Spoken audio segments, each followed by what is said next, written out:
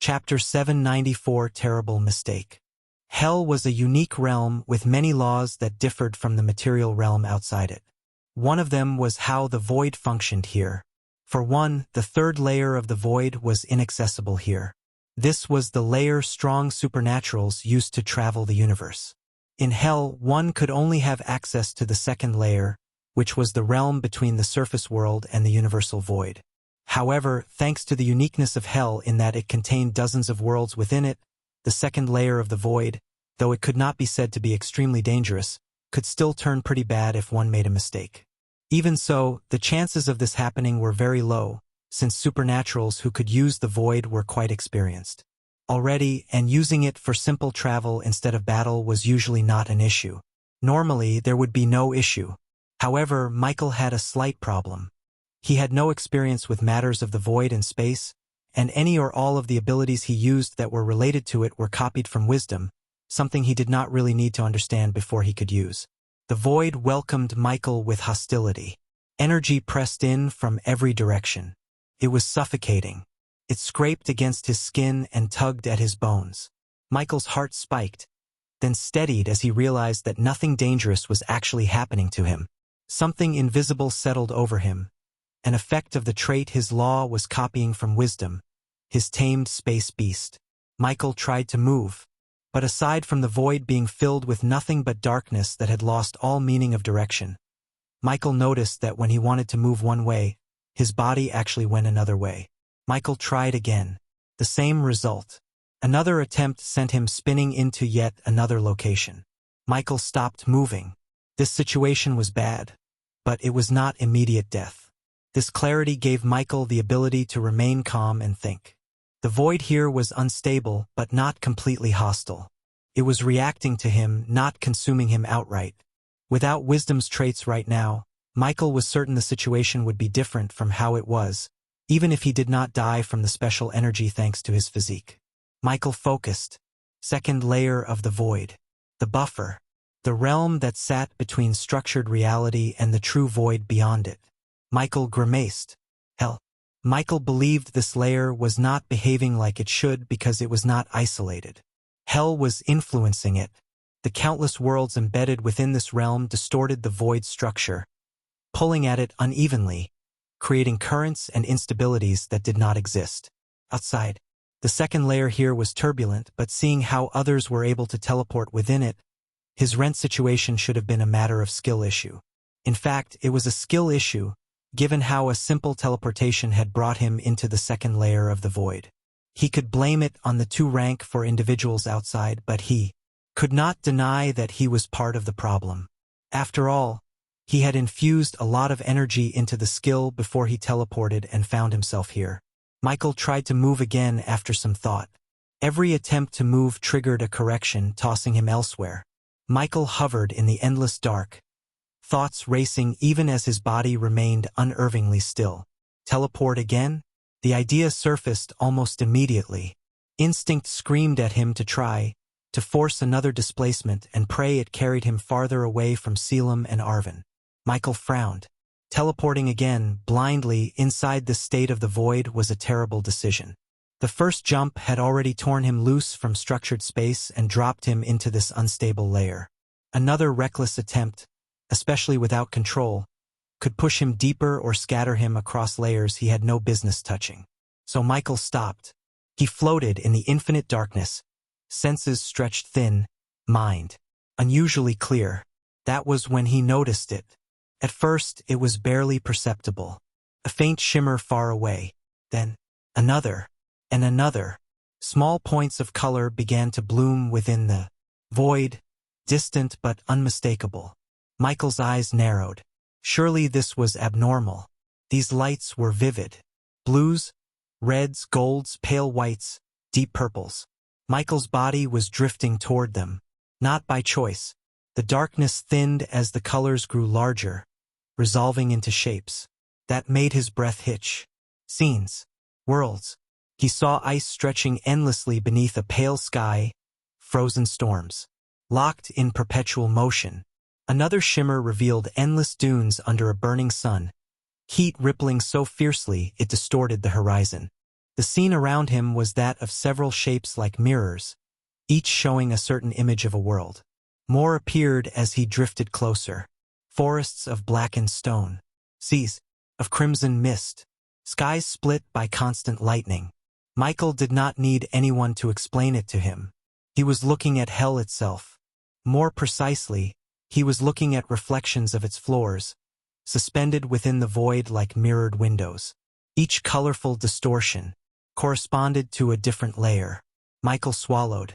Something like this exists? Aside from the mirrored scenes, the energy here was different, more violent. It scraped harder against his skin, vibrating through his bones. Wisdom's traits compensated instantly, but even so, Michael could feel the strain now, a subtle ache spreading through his chest and limbs. He turned his focus back to the mirrors. These mirrors probably also functioned as gates. Michael had never heard of such a thing existing in hell before, but the truth was undeniable as it unfolded in front of him, and he was drifting straight toward them. Michael tried to stop. Nothing happened. He attempted to push against the void to assert direction, but his effort dissolved uselessly. His body refused to respond. For the first time since entering the void, unease crept into his calm. He watched as one of the mirrored gates loomed closer than the others. Michael tried to veer away. The void did not answer him. *n. Refresh next chapter to clear possible errors if there's any. Thank you for reading today's chapters and please vote to support the novel. Chapter 795 Purple World. Edited. Michael tried again. The same result. No, he muttered. His heart rate climbed despite himself. He was no longer drifting randomly. The instability of the void was funneling him, guiding him whether he wanted it or not. The mirrored gate expanded until it filled his vision. For a brief moment, Michael saw everything reflected within it. Then the void folded. Michael felt himself pass through the surface of the mirror without resistance, as if slipping through water. The pressure spiked sharply, the energy roaring as it tried to tear him apart all at once. The strain peaked, and then, the darkness shattered. Michael fell into a new world, swallowed whole by one of hell's many floors.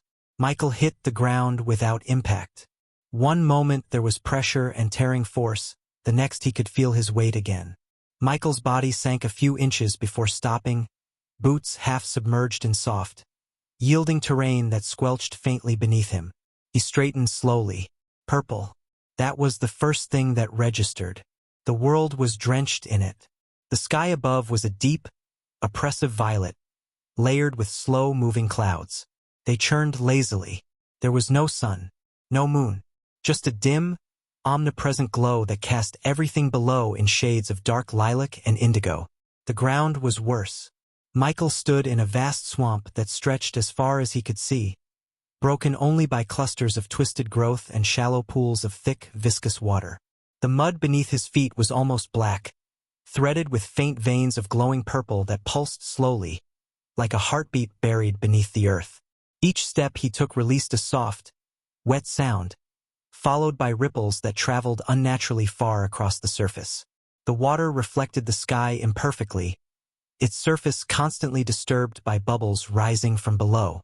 Some burst silently. Others released faint wisps of violet mist that drifted upward before dissolving into the air. The smell hit him next. Rot. Michael exhaled slowly. Where am I? He trailed off. At this point, Michael had two questions. Was he still in hell? And if yes, what floor was this? What he did know was that it was surely not among the first 15 floors of hell. Michael continued observing. Massive shapes loomed in the distance. Trees, if they could be called that, rose from the swamp on gnarled, crooked trunks. Their bark was dark and slick, almost wet, and their branches sagged under the weight of broad, drooping leaves tinted deep violet and black. From those branches hung long strands of glowing spores that drifted down like slow, luminous rain.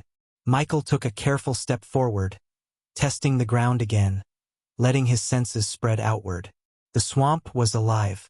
Something beneath the surface shifted slowly, deliberately, as if reacting to his presence. Michael frowned. He was just about to move farther in and explore when the ground in front of him exploded upward. Mud and dark water sprayed into the air as a massive shape burst out of the swamp with terrifying speed. A segmented limb the size of a tree trunk shot forward, its surface layered with jagged chitin that shimmered between black and violet. Michael reacted on instinct. He twisted his body and brought his arm up. The impact landed a fraction of a second later. The force slammed into him like a battering ram, driving him backward several meters. His boots carved deep grooves through the mud before he managed to stabilize, his feet sinking again as he absorbed the momentum. Michael straightened slowly, his brows knit together. That punch alone told him enough. "Rank 3, he muttered. The creature pulled itself fully from the swamp. It was an insectoid monstrosity, towering over him on multiple jointed legs. Its body was long and armored, each segment plated in thick chitin. A massive thorax supported two scythe-like forelimbs, their edges serrated and stained with dark residue.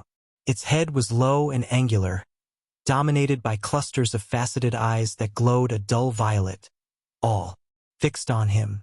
Its presence pressed down on the swamp. This was not a mindless beast.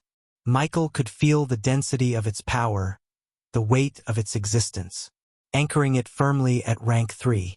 Before he could finish processing that, the swamp behind it began to stir. Once, then again. More shapes rose from the mud, one after another, each eruption accompanied by the same wet, tearing sound as chitin broke free from the earth. Similar insectoid forms emerged in a loose arc, their eyes lighting up as they locked onto him. 5, then 7, then more. They were not identical, but close enough to make it clear they were the same species. Some were bulkier, others leaner, their limbs shaped slightly differently, but every single one radiated the same oppressive rank 3 pressure. Michael's lips pressed into a thin line. "Did my spawn point just place me in an enemy zone?" he said quietly. The first creature let out a low, grinding sound, something between a hiss and a rumble. The others answered, the noise echoing across the swamp as ripples spread through the water in every direction. Michael exhaled slowly. Then he moved. One moment he was standing still, surrounded on all sides, and the next the swamp detonated beneath his feet. Michael vanished. The first insect barely had time to register the shift in air pressure before something slammed into its head. Raw force crashed through its chitin like paper. The creature's skull imploded inward, its massive body snapping back as if struck by a siege weapon. It never hit the ground intact. The upper half burst apart in a spray of dark ichor and shattered armor. Michael was already gone. He reappeared behind another creature, body twisted mid-motion, fist driving forward with brutal precision. The punch did not slow. It tore straight through the thorax, pulverizing internal structure and erupting out the other side.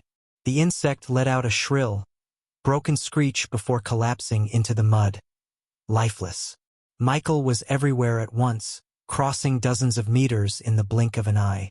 The swamp churned violently as shockwaves rippled outward from each step. Mud exploded upward. Water flattened under pressure. The insects reacted too late. One lunged, scythe-like limbs snapping shut where Michael had been. A heartbeat earlier. His attack met nothing but empty air. Before it could recover, Michael's hand clamped onto its forelimb and twisted. There was a wet crack. The limb tore free. Michael stepped in and drove his elbow down. The creature's head caved in, chitin collapsing as the body dropped straight into the swamp. Another charged from the side. Michael ducked beneath its strike and surged forward, shoulder first. The impact folded the insect in half, snapping its segmented body at the center. It slammed into a nearby tree with bone-shaking force, the trunk shattering as the creature slid down in pieces. Chapter 796 Strange Noise. The fight did not last long. Though each of the creatures stood firmly at rank 3, they were never a serious threat to Michael. Their numbers meant nothing against the gap in raw strength and speed between them. One by one, their movements slowed, their attacks grew desperate, and their coordination broke apart entirely. Within moments, the swamp fell quiet again. Broken bodies lay scattered across the mud, chitin shattered, limbs torn free, dark ichor seeping into the water and staining the ground an even deeper shade of purple. The ripples slowly faded. Michael stood among the wreckage. He glanced around at the destruction and paused. For a brief moment, he wondered if he should have been more careful. A few of the bodies could have been usable. Michael frowned, then shook his head. There was no point forcing it. He did need more rank 3 undead, that much was true, but he was not desperate enough to raise just anything to fill numbers. Undead without potential were little more than liabilities once battles escalated. Quantity mattered, but quality mattered more. These creatures, at best, would serve another purpose. Materials. Their bodies still held value. Through his talent, they could be broken down into evolution points, points he could later invest into undead with far better growth prospects. In that sense, their deaths were not wasted at all. Still, before storing anything away, there was something he needed to do first. Michael crouched beside the nearest corpse and extended his perception inward. His will pressed gently into the remains, searching for something familiar. A law seed. Normally, extracting one was straightforward. Unlike intelligent races that condensed their law seed in their soul, most rank 3 monsters carried them physically in clearly condensed fragments of law formed into translucent, seed-like objects, each containing faint internal colors that reflected the nature of the creature's power. However, Michael frowned. There was nothing there. Or rather, there was something, but it was wrong. Instead of a complete seed, he found only a broken fragment. An incomplete structure, hazy and unstable, barely holding together before dissolving entirely under scrutiny. Michael straightened slowly and moved to another body. The result was the same. No complete law seed. Only incomplete remnants that could not be extracted or stored in any meaningful way. That's strange, he muttered. He paused, thinking. Was it because they were creatures of hell? Or was it something else? Michael's gaze drifted over the bodies again, then settled as understanding slowly took shape. This was not the first time he had seen something like this. His undead aunts came to mind. Individually, they did not possess complete law seeds either. Their law was shared, distributed across the entire species rather than condensed within a single individual. Each one carried only a fragment meaningless on its own. Michael exhaled quietly. So it's a species thing, he said to himself. That explanation made far more sense than hell itself being the cause. These creatures were likely part of a collective existence. Their laws spread thin across many bodies instead of crystallizing within one. In that case, reviving them would have been pointless anyway. Michael glanced once more at the swamp, then began gathering the remains. After storing the remains, Michael finally had enough space to breathe. The swamp was quiet again, broken only by distant bubbling and the slow fall of violet spores. Michael wiped the dark fluid from his hand with a grimace, then reached into his storage and pulled out the map he had acquired at the Federation settlement on the first floor. This map contained details on the first 30 floors of Hell. Michael's eyes sharpened. He started from what he knew. Floor 1, the frozen land. Floor 2, the desert. He moved steadily through the map's records. He did not rush. Soon he reached the 15th floor. That was where he had been last. Michael frowned and continued. 16, 17, 20, 25, 30. None of them matched. Not even slightly. The swamp he stood in now was not on the map. The violet sky, the pulsing veins in the mud, the strange flora, the rank 3 swarm insects. None of it appeared in any description, any sketch, any recorded warning. Only one conclusion remained. He had been thrown beyond the first 30 floors. The realization hit like cold water. Michael's shoulders tensed, his senses stretching outward. Instinctively, his breathing stayed controlled, but his mind began to work faster. It was not that being on a higher floor terrified him. This was something else. Wariness. A higher floor meant higher rules. Different suppression. Different thresholds of power. It meant that beings who could not exist freely in the early floors might walk openly here. And Michael had been unlucky since the moment he entered this realm. Rank 4 supernaturals had appeared around him again and again. If he had landed in a floor where rank 4 were not suppressed like they were in the earlier floors, and one of them took interest in him, then it would not matter how many tricks he had, how fast he could move, or how many undead he carried. Michael knew he would be done for. He slowly slid the map back into his storage space. Michael's eyes narrowed as he forced himself to stay calm. First priority: confirm the floor. Second priority: find a safe route back down, or at least a safe place to camp at. And third, if Selim and Arvin could still trace him, then he needed to move before the swamp became a trap with no exit. Michael had only just settled on a direction when a low, continuous hum rolled through the air. It was faint at first, almost easy to miss against the bubbling swamp, but it grew rapidly, layering over itself until it became impossible to ignore. The sound came from multiple sources, moving fast. Michael's head snapped up. The violet clouds parted slightly, and shapes emerged from the sky. Chapter 797: Familiar Figure.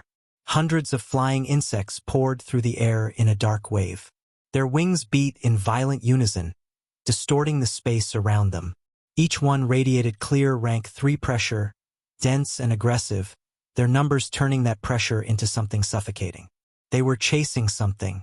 No, someone. A lone figure streaked across the sky ahead of the swarm, moving low and fast, skimming just above the swamp. Bursts of energy flared intermittently around them as she adjusted her trajectory, narrowly avoiding being swallowed by the mass behind her. Michael froze.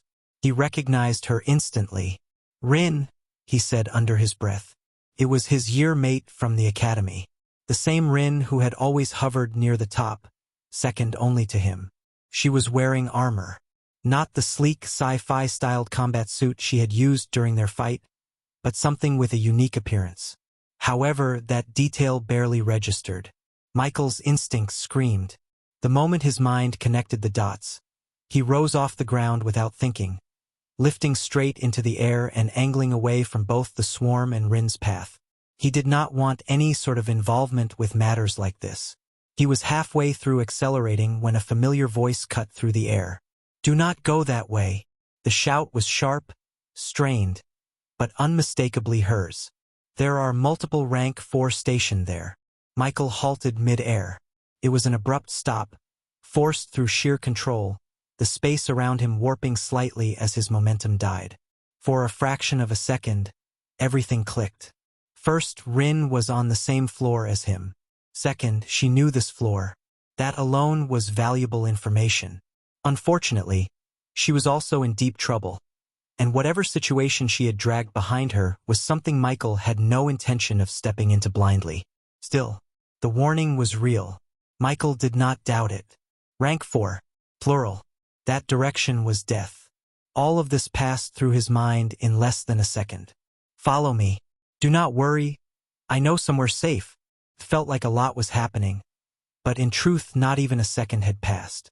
Michael gritted his teeth and made a decision. Michael clicked his tongue. TCH. The word was barely audible, but it carried irritation more than hesitation. He vanished. One moment, Rin was pushing her armor past its limits, lungs burning as the swarm closed in from every direction. The next, the air beside her warped violently and a familiar presence slammed into existence. Michael appeared at her side mid-flight. Rin's eyes widened. She was not wearing a helmet, so Michael could clearly see her expression. She had not expected the person who entered her senses, the one she had just reached out to be someone familiar. But what was he doing here? What dash? Focus? Michael snapped, already matching her speed with ease. "If you slow down, I abandon you at the first chance." The words hit harder than the swarm behind them. Rin bit back whatever she was about to say. Shock flickered across her face, then vanished, replaced by sharp concentration. She adjusted her posture instantly, tightening her trajectory and stabilizing her flight. Several of the flying insects broke formation and lunged toward Michael, sensing a new target. Their wings shrieked as they closed the distance, chitin gleaming under the violet light. Michael did not slow. He flicked his hand backward. A concussive burst tore through the air, raw force detonating between them and the pursuing insects. 3 of the creatures were crushed mid-flight, their bodies folding inward before exploding into fragments that rained down into the swamp below. Michael glanced sideways at her while maintaining speed, his expression calm despite the chaos behind them. "Is this the fastest you can go?" he asked flatly. Rin did not answer immediately. Instead, she twisted slightly in the air, narrowly avoiding a streaking insect that lunged from above. Only after stabilizing did she speak. "No," she said. "This is just enough to keep them interested."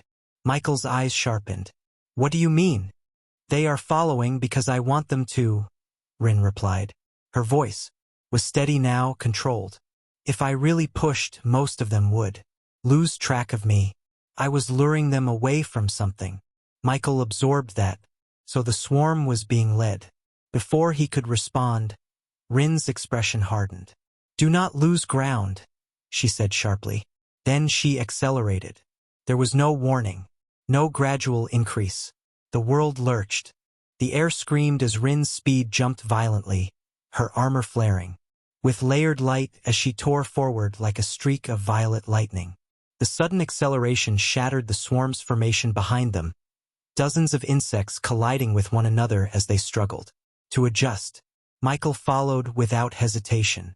Space compressed beneath his feet as he matched her pace. Effortlessly, the swamp blurring into indistinct streaks of purple and black below them. The gap between them never widened, not even by a fraction. Rin noticed. Her eyes flicked sideways, surprise flashing across her face before she forced her attention forward again. They cut through the sky for several more seconds before the terrain ahead began to change. The swamp thinned. The twisted trees gave way to broken stone. Ruins rose from the mire. Massive, half-submerged structures emerged from the swamp like the bones of something long dead. Cracked pillars leaned at unnatural angles. Wide stone platforms lay fractured and sunken, their surfaces etched with eroded symbols. Michael's gaze swept over the scene. Rin dove sharply. Michael followed. Michael did not look back. He did not need to. The swarm was long gone at this point. "What's going on?" Michael asked. "Those insects are guardians," Rin replied. Michael's eyes narrowed a fraction. "Guardians of this ruin." She gestured subtly around them. The broken pillars, the sunken platforms, the symbols carved so deeply into the stone that even erosion had not fully erased them. "It's faster to lead them away," she said simply. "And safer. Luring them away buys time. Killing them all in a short span is almost impossible without sufficient strength, and you could risk drawing attention from things you really do not want noticing you. Anyways, putting that aside, what are you doing here? /N. The month is ending tomorrow, dear readers. If you can, please, vote to show support. Thank you for reading today's chapters. Chapter 798 Ruins. Anyways, putting that aside, what are you doing here? The question triggered the avoidance side of Michael. Just the thought of saying that the reason he appeared here was because he was being chased by 2 rank 4 beings made him feel a chill down his spine. When he remembered Rin's words that rank 4 beings existed here, it only made him even more unsettled. Aside from the fact that this was where he realized his law, hell in general gave Michael an unpleasant feeling. However, after a second of contemplation, Michael decided to answer with a bit of truth. "It's a bit complicated to explain, but let's just say the void brought me here," he said. "That doesn't quite explain anything.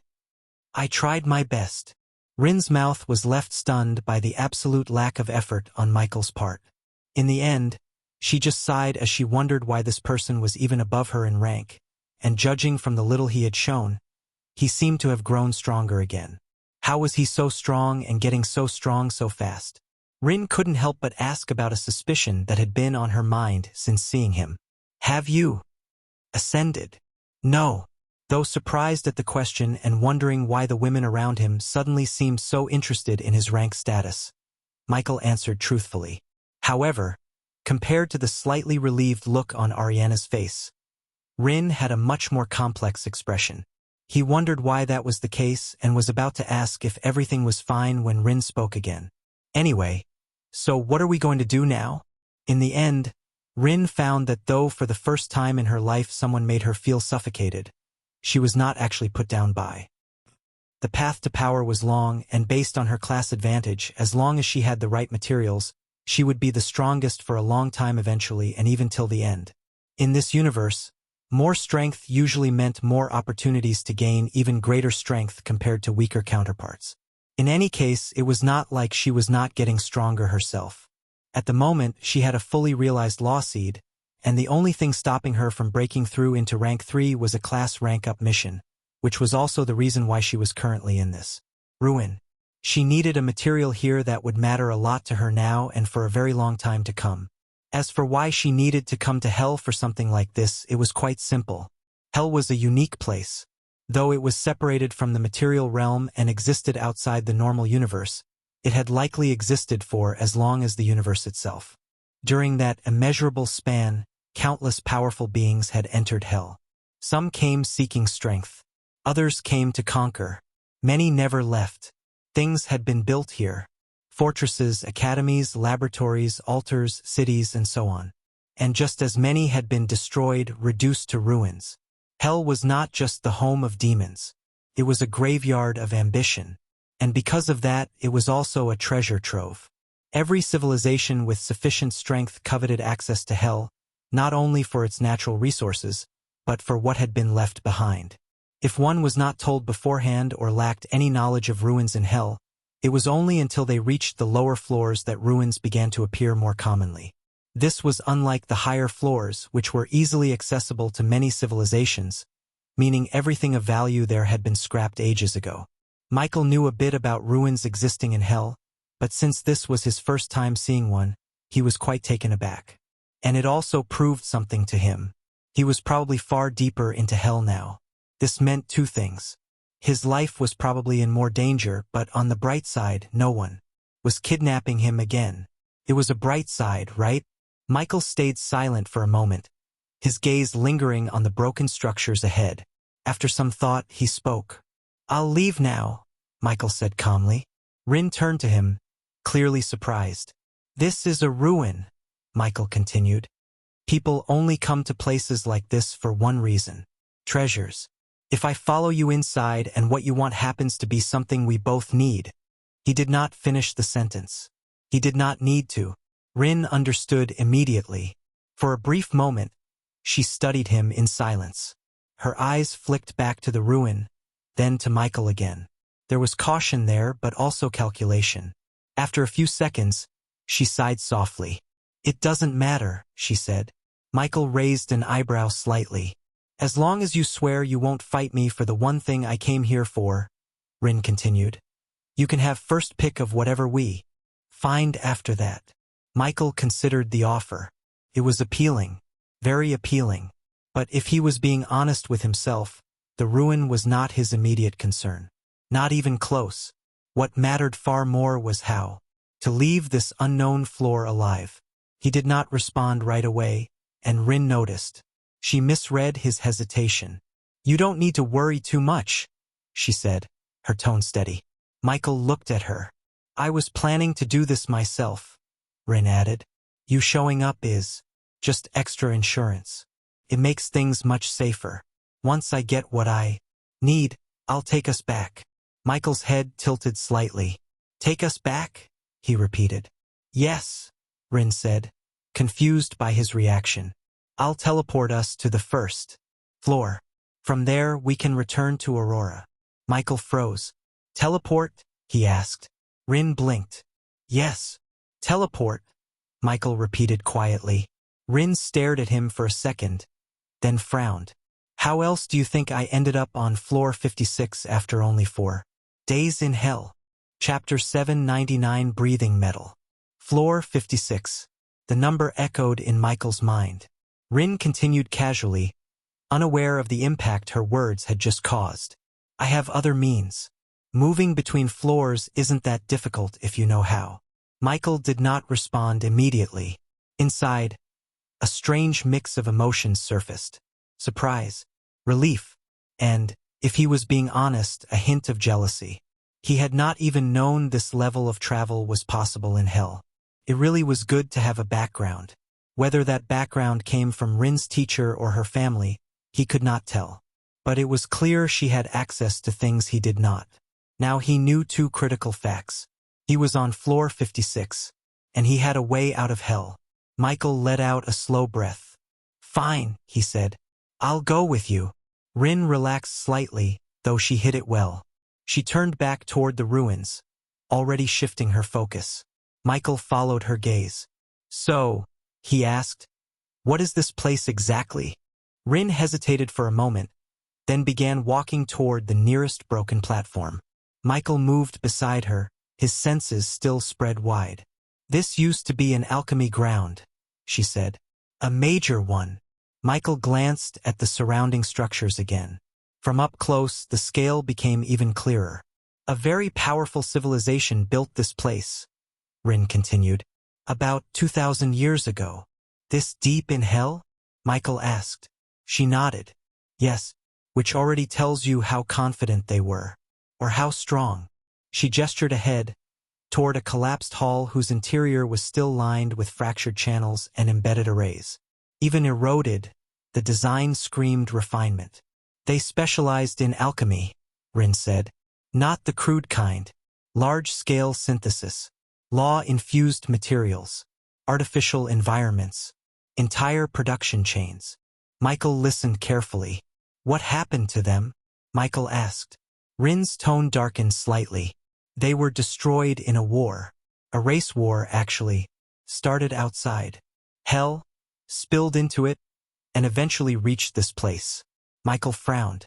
"A race war strong enough to wipe out a civilization like that?" "Yes," Rin replied. "And that wasn't the end of it." She slowed her steps. "There's no concrete proof," she said, "but it's widely believed that the demon kings from the lower floors were involved." Michael's gaze sharpened. "The lower floors," he repeated. Rin nodded. "Think about it. A civilization bold enough to build something this grand on floor 56 was a threat. Not just to other races, but to demons as well." She looked around again. "If you were a demon king and you saw a powerful enemy establishing roots this deep in your territory, would you wait?" Michael did not answer. "It was an opportunity," Rin continued. "A distracted enemy. A war already raging. It was the perfect moment to strike." She stopped near the edge of a sunken platform, looking down into a dark chamber below. "My class makes this place relevant to me," Rin said. Michael turned his attention fully to her. "My class requires me to build," Rin continued. "Not just assemble or modify, but truly build. Most of what I create is weapon-related, but it doesn't stop there. Structures, components, systems, anything that can be refined, reinforced, or improved." She tapped the side of her armor lightly. "Because of that, I've had to study a lot. Materials, where they come from, how different realms refine them, what methods work, which ones fail, and which ones are outright forbidden." Rin gestured toward the ruin again. "That's how I knew about this place. Not just that it exists, but what it was used for. Even after thousands of years, even after scavengers and explorers picked it clean, I know something important will still be here. There might still be materials, artifacts, tools. Those always exist in ruins like this. But that's not what I came for." She slowed, her gaze growing sharp. "The true value of this civilization wasn't what they stored," she said. "It was what they created before they were destroyed." Michael felt a faint chill crawl up his spine. "Their legacy," he said quietly. "Yes." Rin stopped completely now, turning to face him. "They were alchemists on a level most civilizations never reach. They didn't just refine materials. They refined concepts, processes, ways to interact with laws. The true treasure of this civilization," Rin said, her voice low, "is still here." Michael let out a slow breath. "And that," she finished, "is what I'm after." Michael wanted to ask what exactly that treasure was. The words almost left his mouth. But he stopped himself.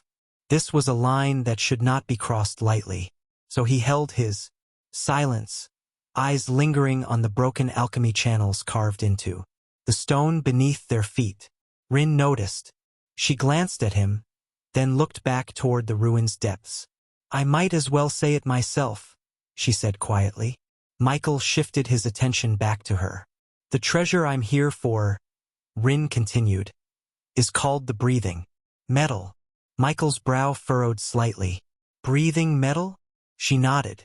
"It's not a metaphor," she said, "and it's not some poetic name someone slapped onto an ordinary material. According to the records I studied, the breathing metal was one of their greatest creations. Not mined, not forged in the usual sense.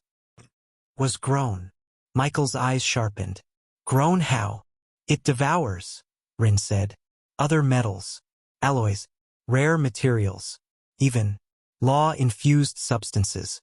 It consumes them and absorbs their traits." She looked up at him. "Strength, density, conductivity, affinity, stability. Whatever the consumed material has, the breathing metal learns it." Michael felt a quiet ripple of shock pass through him. "There's no fixed limit," she continued. "As long as it has something to feed on, it can continue to upgrade itself, become larger, stronger, more complex. It could be anything you want it to be." It was truly a priceless legacy. This was Rin's confidence in surpassing Michael in the future. If she could build her foundation with this metal, her power would grow into something unimaginable. Chapter 800 Test. Last day of the month. Requesting for golden tickets. The first thought that came to Michael when he heard the traits of the breathing metal was simple. Damn. This would make an excellent material to evolve his undead, or even merge directly with them. Almost immediately, his mind went to Lily. The similarities were impossible to ignore. The way the breathing metal could grow and strengthen itself reminded him strongly of her. If such a material were used in her next evolution, the results would likely be terrifying. The breathing metal was like something that had been made for her from the start. That realization made his thoughts drift in a dangerous direction. Michael caught himself before they went too far, but not before a few questionable ideas surfaced. If the metal could grow, then why not divide it? If it could devour and consume other materials to strengthen itself, as Rin had said, then perhaps it could be cultivated in part rather than by a single person. Maybe it was even possible to feed it resources and let multiple portions develop independently. The thought lingered for a brief moment. In the end, he did not ask. Michael still had a sense of pride, and more importantly, he did not want Ray to glimpse the calculations running behind his eyes.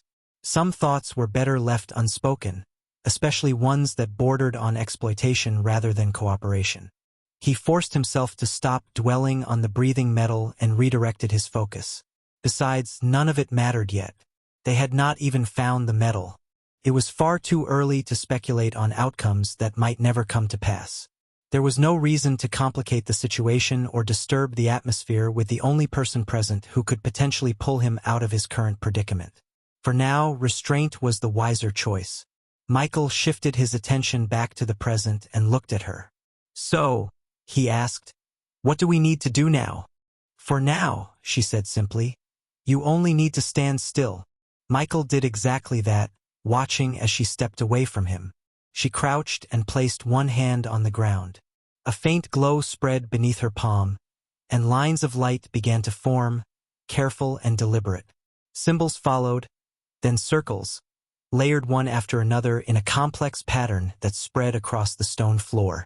As she worked, she spoke without pausing. "The reason the treasure of this civilization could have survived until now is because of how they treated what they valued most," she said. "They had a habit of keeping their closest treasures in places governed by strict rules." Michael listened quietly. "They believed that anything truly precious should not be easy to reclaim," she continued. "To them, value had to be proven." Her fingers moved faster as she spoke, symbols interlocking, circles tightening into a larger formation. "That belief came from their understanding of alchemy," Rin said. "True alchemists never saw materials as dead things. Everything had weight, memory, and intent. metal, stone, even liquid substances. They all responded differently depending on how they were treated. Michael's gaze followed the forming array. In their philosophy, she went on, a treasure that could be taken without cost was not a treasure. It was excess, something unworthy of protection. If you wanted something back, you had to show that your will, your understanding, and your resolve were still equal to the moment you sealed it away. She glanced up briefly, then went back to drawing. For example, they had a tradition involving something like a treasure box. When they wanted to store something important, they would seal it inside. But when the owner later tried to retrieve it, the box would ask a question. A question, Michael repeated. She nodded. If the owner answered correctly, within the rules set when the box was created, it would open. If they failed, the treasure inside would be destroyed. Michael frowned slightly. To them, she said calmly, that destruction meant the person did not care about the item deeply enough. If you could not remember why you sealed it or what mattered about it, then you had no right to reclaim it. She straightened slowly. It was a tradition among them, not something tied to their race but something personal, cultural. Only someone familiar with their history would recognize it for what it was. Michael absorbed her words in silence. Michael was silent for a few seconds, then spoke. For you to be explaining all this to me, he said slowly, that means whatever we are about to do follows the same logic. Rin glanced back at him and nodded. Yes, she said, it does.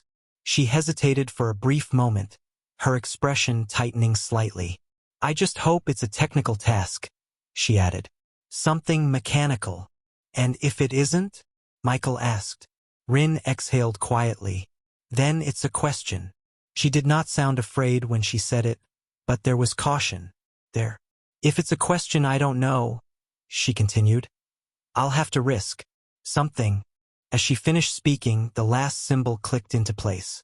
The magic circle hummed softly, light flowing through the carved lines like liquid. Then the glow surged upward, condensing into a floating sphere of pale light above the formation. Projection. Inside the sphere, faint shapes began to appear, fragmented at first, then clearer. Symbols, layers, a structure forming piece by piece. The floating sphere pulsed once, then twice. Light condensed within it, the shifting symbols inside snapping into alignment. A clear, emotionless voice echoed outward. Neither male nor female. Authentication protocol initialized. Michael's posture stiffened slightly. For questions will be presented, the voice continued. Answer a minimum of 3 correctly to proceed. The sphere brightened. Failure to meet the threshold will result in termination of access. Rin's fingers twitched at her side, but she remained still. The sphere rotated slowly, symbols rearranging themselves into a new configuration. Question 1. Chapter 801 Questions. Requesting for golden tickets. If all paths lead forward, but one path erases the memory of why you began, which path preserves the journey? Silence fell. Michael's eyes narrowed instantly. Rin frowned. A journey isn't measured by distance, she said.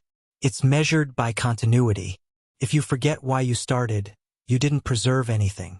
For a brief moment, the symbols trembled. Then they realigned. Answer accepted. A soft tone echoed. 1 of 4 confirmed. Question 2. The voice paused. What is heavier? Michael blinked. Rin stiffened. The question continued.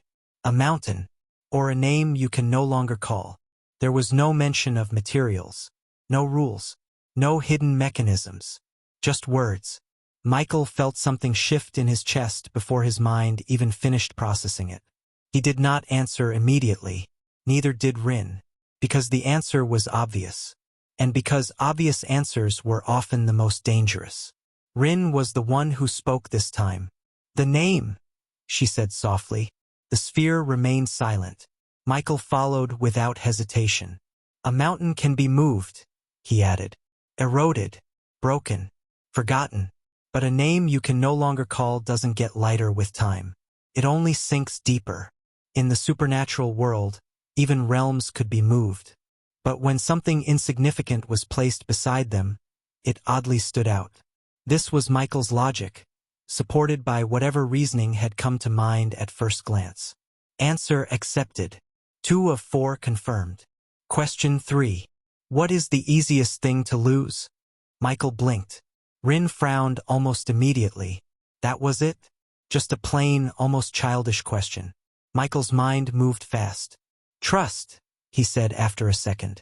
It takes years to build and a moment to destroy. Rin shook her head at once. No, that's too heavy.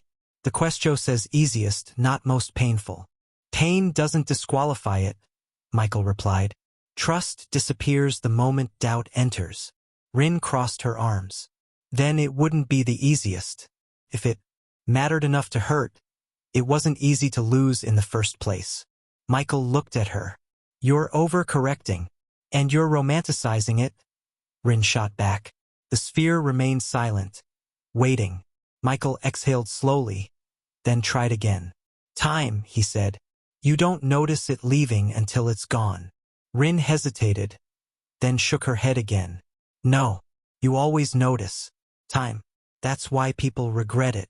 Michael's brows knit together. Then what do you think it is? Rin was quiet for a moment, visibly torn. She glanced at the sphere, then back at Michael. I don't know, she admitted. But none of yours feel right. Michael clenched his jaw. After a moment, he lifted a hand slightly. Fine. Answer it your way. Rin inhaled, then let it out slowly. The easiest thing to lose, Rin said, is attention. Michael looked at her in utter confusion. That was it? That was her best answer? Tension? Silence. A low tone echoed. Answer rejected. Rin's shoulders stiffened. Correct answer. The light sharpened. Something small. Michael froze. Rin stared. The voice continued, unbothered. The easiest thing to lose is something small because it is dismissed, overlooked, and forgotten. The sphere pulsed again. 2 of 3 answers confirmed. Michael let out a short, incredulous breath. That's it, he muttered. Rin stared at the projection, then laughed once under her breath, sharp and disbelieving. All that, she said. And the answer was something small. Michael shook his head slowly. It was not close to his answers, not even adjacent, and yet it fit perfectly. The sphere began to rotate again. Proceeding to final question. Final question. What do you bring with you when you come empty-handed? Silence fell heavier than before. Michael stared at the words. Rin did the same. There was no trick wording. It was painfully simple, almost insulting, in its simplicity, and that was what made it terrifying. Michael's first instinct was to answer immediately. Too many thoughts surfaced at once. Every answer felt correct, yet every answer also felt wrong. He forced himself to stay quiet. They could not afford another mistake. Rin's jaw tightened.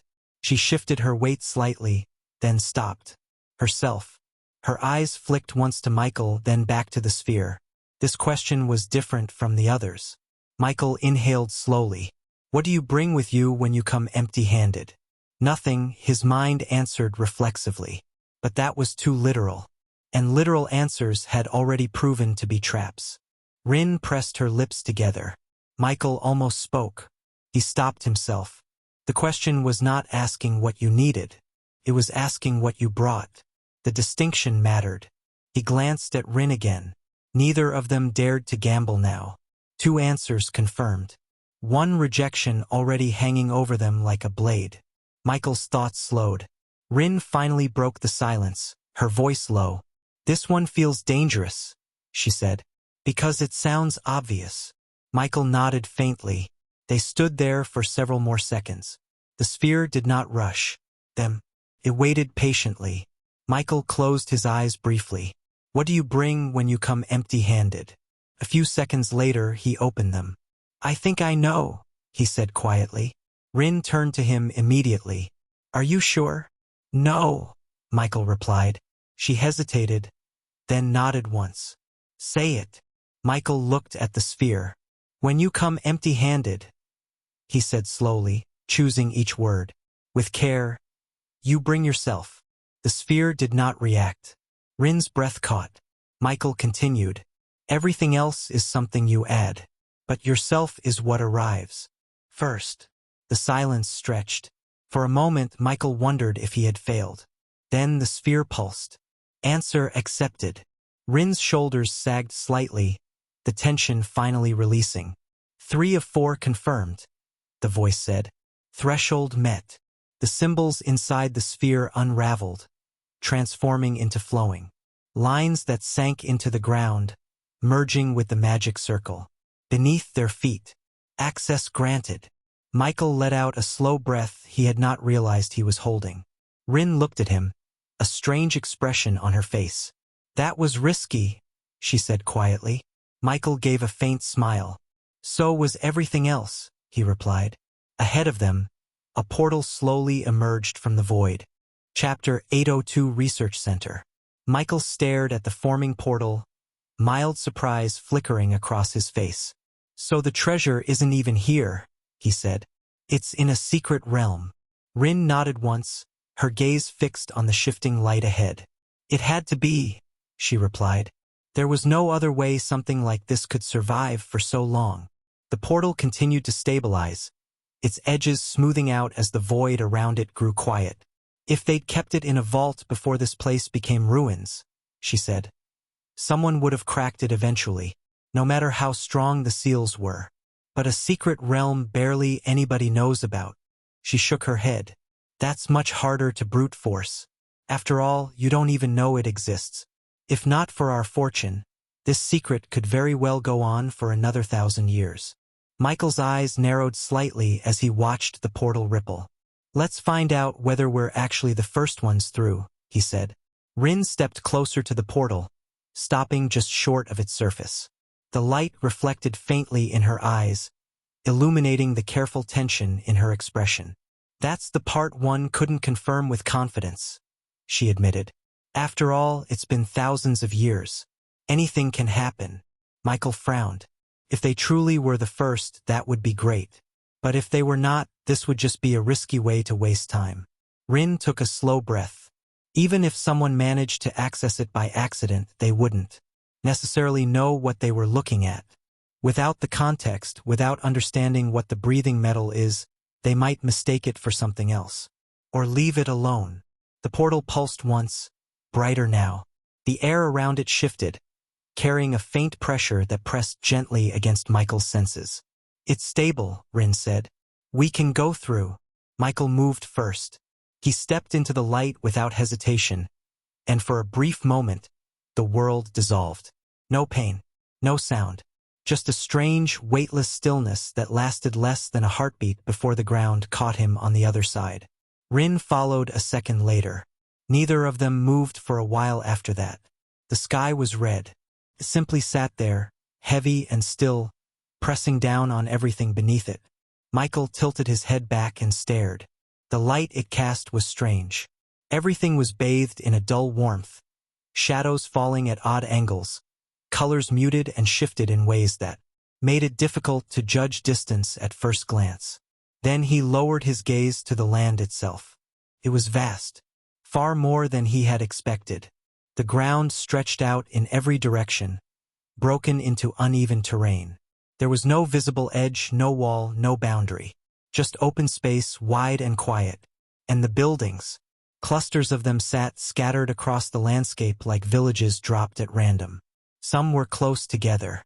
Others stood farther apart, isolated structures with wide roofs and thick walls. Michael counted at least a dozen clusters from where he stood. Possibly more, hidden by the gentle rises in the terrain. Rin stood beside him, eyes moving slowly across the landscape. Her expression was controlled, but Michael could see the way her armor pulsed silently. This is as far as my knowledge goes, she said. Michael glanced at her. Everything I found in the records described how to reach this place, she continued, her gaze still moving. That was the extent of it. She turned her head slightly toward him. I don't know what lives here. I don't know what those buildings are. I don't know if this realm has rules we aren't aware of yet. She paused. So from this point forward, I advise we move with caution. Michael nodded once. With everything he had seen so far, and with something as important as the breathing metal possibly existing here, he did not believe this. Place was truly safe. Michael's senses sharpened instinctively. He felt nothing hostile. No pressure. No presence actively reaching toward them. But the stillness of this place was unsettling all the same. Let's move, he said. Rin did not argue. They walked forward together, neither of them speaking. The crunch of stone beneath their boots echoed faintly across the empty space, the sound swallowed quickly by the vastness of the realm. None of the buildings showed signs of life. There was no movement or light that stood out anywhere. No sound beyond their own steps. As they moved deeper into the cluster, the structures grew larger and more deliberate in their layout. The smaller buildings formed loose though oriented around a central. Rings, all subtly angled inward, point. Michael noticed it first. These aren't random, he said quietly. Rin slowed, her gaze lifting as she followed the lines of the architecture. After a moment, she nodded. No, she agreed. They're organized. At the heart of the cluster stood the largest structure by far. It dwarfed the surrounding buildings, its wide base anchored deep into the ground. Tall walls of dark stone rose several stories high, marked with faded etchings and worn metal inlays that had long since dulled. Whatever materials once reinforced it had either decayed or been stripped away by time. Michael stopped at the edge of the open plaza before it. That one, he said. Rin did not argue. They approached cautiously. Up close, the building felt different. Heavy. The stone carried a sense of age that pressed subtly against Michael's perception. This place had probably mattered a lot once. The main entrance stood open. The doors were gone, reduced to twisted remnants half fused into the frame. Inside, darkness stretched outward, broken only by the red light filtering in from the sky above. They stepped in. The interior was vast. Wide corridors branched outward from a central hall, their floors layered with dust and fragments of collapsed fixtures. Metal rails lined the walls in places, bent and corroded. Broken glass crunched softly underfoot. Strange tables and platforms lay overturned, their surfaces scarred by time and neglect. Michael exhaled slowly. This looks like a research center, he said. Rin crouched beside one of the platforms, brushing away dust with her fingers. Beneath it, faint markings glimmered briefly, then faded. Yes, she said, or something very close to it. The place felt abandoned in a way that went beyond emptiness. Years of neglect layered on top of one another. Michael straightened and looked around. Though his eyesight allowed him to see in the dark, Michael still created a ball of fire above his palm. Chapter 803 Books. They moved deeper into the building, the firelight flickering against walls that had not seen warmth in a very long time. Most of what they found was useless. Containers that had once held liquids or materials had long since dried out, their contents reduced to brittle residue that crumbled at the lightest touch. Shelves along the walls still held the outlines of where things had once been stored, but the items themselves were gone, either decayed beyond recognition or turned to dust so fine it had settled into the stone floor like part of it. Michael opened one container after another. The same result each time. Whatever this place had been built to preserve, time had not been kind to it. Rin checked the platforms and tables with more care, running her fingers along edges and seams, looking for anything that might still hold value. She found fragments, pieces of metal that had not fully corroded, small shards of glass that still carried faint traces of color, but nothing whole, nothing useful. 2,000 years, she said quietly, almost to herself. It's been too long for most materials. Michael nodded, unsurprised. They moved from room to room, corridor to corridor, the pattern repeating. Dust, decay, silence. The building was large, and most of it was dead. Then Rin stopped. She had paused at a doorway Michael had almost walked past. The entrance was narrower than the others, set into a recessed section of wall that could easily be overlooked if you were not looking for it. This way, she said. Michael followed. The room beyond was smaller, more contained. The walls were lined floor to ceiling with shelves, and the shelves were full. Books, dozens of them, perhaps more than 100, packed tightly together, their spines facing outward in uneven rows. Most were coated in a thick layer of dust, some so heavy that the covers beneath were invisible. A few had collapsed entirely, their bindings rotted through, pages fused into brittle masses that fell apart at the slightest pressure. But not all of them. Rin moved to the nearest shelf and carefully, almost reverently, drew one volume free. She held it close to the firelight Michael was still carrying above his palm. The cover was worn but intact. The pages, when she opened them gently, did not crumble. They were brittle, yes, yellowed, but they were readable. Rin let out a breath. It was not a large sound, but Michael noticed the way her shoulders shifted, the way her grip on the book softened into something closer to care than examination. "This is remarkable," she said. Michael raised an eyebrow. "A book. Not just a book," Rin corrected, turning a page with the edge of her fingertip. "A book that survived 2,000 years in a realm no one has visited. Do you understand how rare that is?" Michael considered it. Rarity, in his experience, correlated directly with value. He did not argue the point. Rin set that volume down carefully and began scanning the rest of the shelf, her eyes moving quickly, fingers hovering over spines without touching them. She pulled a second book free, examined it, nodded to herself, set it aside. Then a third. Michael watched her work for a moment, then looked down at the nearest open volume on the shelf. The pages were covered in symbols he did not recognize. Dense, angular script filled each line from edge to edge, some sections broken up by diagrams or markings that might have been illustrations or annotations. "I can't read this," he said. Rin glanced up, unsurprised. "No," she said. "You wouldn't be able to." She closed the book in her hands and held it against her side, turning to face him properly. "This is the language of the civilization that built this place," she said. "I've been studying it. That's how I pieced together the method to reach this realm in the first place." Michael tilted his head slightly. "How well do you understand it?" Rin hesitated, choosing her words. "Enough," she said.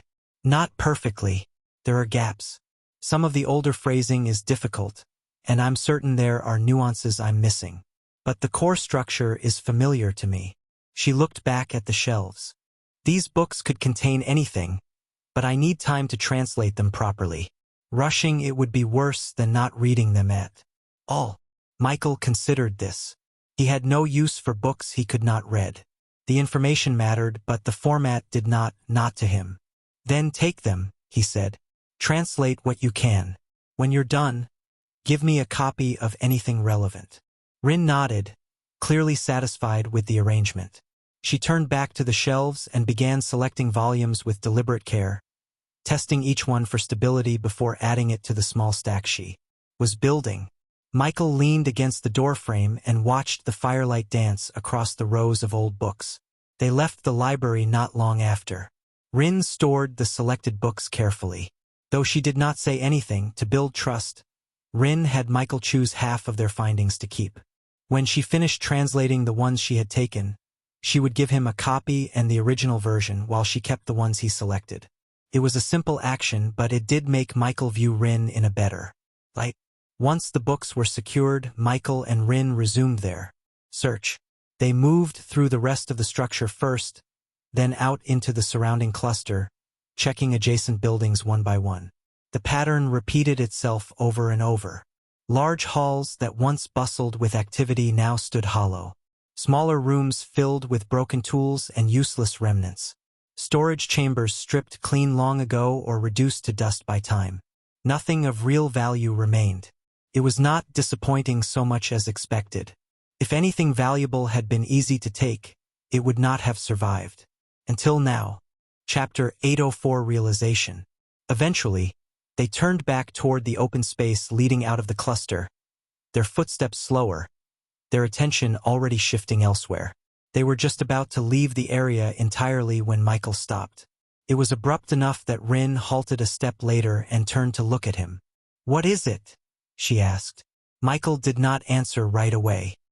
His gaze was fixed on nothing in particular, eyes unfocused as his senses extended outward again.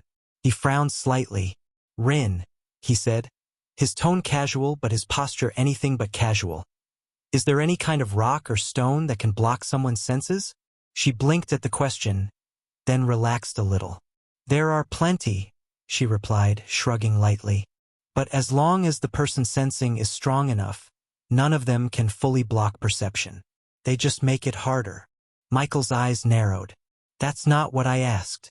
I should phrase myself better." Rin paused. Michael turned to face her properly. "Are there materials strong enough to block the senses of people at our level?" he asked. "Not weaken. Block." Rin did not answer immediately. Her expression shifted, the casual confidence fading into something more guarded. She followed Michael's gaze without him needing to gesture. "You're sensing something," she said slowly. "Yes," Michael replied. "Or rather, I'm not sensing something where I should be, and strangely everything else looks normal." That made Rin inhale sharply. Michael's description was a bit confusing, but she got the gist of it. Rin straightened and scanned the area again, this time with far more intent. Her armor pulsed faintly, runes along its surface reacting as her own perception expanded outward. For several seconds, she said nothing. Then she spoke. "There are materials that can do that," she admitted. "Very rare ones, usually space-infused. Not only can they distort your senses into thinking something is something else, you could also be looking directly at something and see nothing at all." Rin's words trailed off. "Space-infused," she finished quietly. Michael's eyes flicked to her. "Can you sense anything?" She shook her head slowly. "No. Whatever you're reacting to, I don't feel it at all." That was not reassuring. Michael frowned and raised a hand, pointing ahead. "There," he said. "That construct." Rin followed his gesture. Several dozen meters away stood two stone pillars, tall and narrow, set a short distance apart. They were symmetrical, their surfaces smooth compared to the weathered ruins around them. Faded markings ran vertically along their length, too eroded to make out. Clearly, they looked like part of a gate or perhaps the frame for a door. But there was no door, just empty space between them. Rin studied the pillars for a moment, then glanced back at Michael. "What's wrong with it?" she asked. Michael hesitated. "You don't feel anything strange there?" She narrowed her eyes and focused again, extending her senses. Deliberately, her armor pulsed once, then settled. "No," she said. "It's just stone. Old but nothing special. No pressure. No concealment. No distortion." Michael's confusion deepened. "Nothing? Are you sure? You just said space-infused materials could distort one's senses," he pressed. "Nothing," Rin repeated. "Though it is a bit weird for a structure to last this long. It's made from the same material as the buildings around us. And when I say stone, I do not mean the ordinary kind back in Aurora." They exchanged a look, then moved toward the structure together. As they approached, Michael's unease grew. The closer they got, the more pronounced the absence felt. Rin slowed first. "If this is some kind of trap," she said, "it's extremely well hidden." She stepped forward before Michael could stop her. Straight between the pillars. Nothing happened. No flash of light. No reaction. No resistance.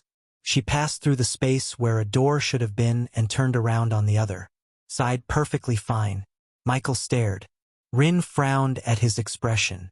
"What exactly are you sensing?" Michael stepped closer, stopping just short of the space between the pillars. "That's the problem," he said slowly. "I'm not sensing anything." Rin raised an eyebrow. "Between the pillars, I can't sense anything," Michael continued. "I mean literally nothing. Not even air or emptiness. Just absence. It's like something is there and not there at the same time, but only around this area." She glanced down at the ground, then back up. "I walked through the middle. There's nothing there." Michael lifted his hand slightly, hovering it near the invisible threshold. Rin was silent for a moment.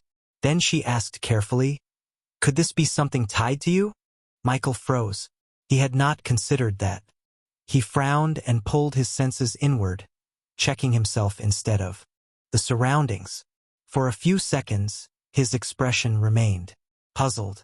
Then his eyes widened slightly. Wait! Rin watched him closely. What is it? Michael did not answer immediately. He stood there, hands still hovering near the empty space between the pillars, but his attention had already turned inward. It was only now that he noticed it. It was subtle, so subtle that under normal circumstances he would have missed it entirely. He was still using his law. Michael's law of echoed existence did not behave like most laws. There was no surge of power when it activated. No ripple in the world. No signature that others could perceive. Unless he deliberately pushed it outward or triggered a skill that visibly consumed energy. There was no clear indication it was even active. It simply persisted. If Michael copied the traits of a cheetah, his muscles would reshape. His bone density would adjust, his stride would lengthen. But once the change settled, that was it. No aura. No lingering fluctuation. Nothing that announced his law at work. He could even turn off traits he did not want. And if he chose not to expend extra energy, the law sustained itself. For a very long time, Michael exhaled quietly. He was still copying wisdom, his tamed space beast. Michael ran a quick internal check, confirming it. The law was active, stable, and quietly echoing the traits of something that did not perceive the world the same way mortals did. That explained everything. Michael was not actually sensing anything between the pillars. Just like Rin, the difference was that his perception had been altered. He was sensing something only a creature like wisdom could pick up. Chapter 805 Law Application. Michael did not answer her question. Instead, he lowered his hand and turned to look at her, his expression steady again. Do you have a way to detect something that can't be caught by normal perception? He asked. Rin blinked. For a moment, she looked genuinely confused. Are you asking if I can use high-level detection magic? Michael nodded. Yes, I can, Rin said after a short pause. She glanced back at the pillars, then at the empty space between them. After a brief moment, she exhaled and nodded. All right, give me a few seconds. She stepped away from the pillars and planted her feet firmly on the stone floor. Rin raised her hands. Mana flowed without hesitation, smooth and controlled, as symbols began to take shape in the air around her. They were clean and precise, each line forming as naturally as a breath. Michael watched closely. For a brief moment, Michael found himself admiring the sight. Aside from her strength, the rumors surrounding her talent in magic began to make sense. Calling her a genius was not an exaggeration. One circle formed, then another, and another. They appeared around them in a loose formation, hovering at different heights and angles. Each one was identical down to the smallest rune and curve. Perfect copies, suspended in the air like fragments of a larger mechanism. Michael frowned. At first, he assumed she was trying to beat quality with quantity. But that explanation did not sit right. Depending on the situation, what was singular remained singular and did not accumulate in effect. In this case, 10 identical spells would not produce 10 times the result. And yet, Rin continued. 5 circles became 8. 8 became 12. They slowly enclosed the space around Michael and Rin, forming a wide sphere of suspended runes. Suddenly, Michael's eyes widened slightly. The circles began to move. Slowly at first, then with increasing synchronization, they rotated inward. Their edges brushed against one another, runes aligning perfectly as if drawn by an invisible framework. Where 2 circles overlapped, they merged. Light intensified. The individual formations lost their boundaries, collapsing into one another in a controlled convergence. What had once been many became fewer, then fewer still, until only a single massive magic circle remained. It hovered above them, intricate beyond anything Michael had seen before. Every rune from the original circles was still there, layered and interwoven into a structure so dense it bordered on absurd. Lines folded into lines. Symbols nested within symbols. It was no longer just a detection spell. It was a construct. The air between the pillars reacted. Not violently, but unmistakably. Space warped inward, like a reflection folding into itself.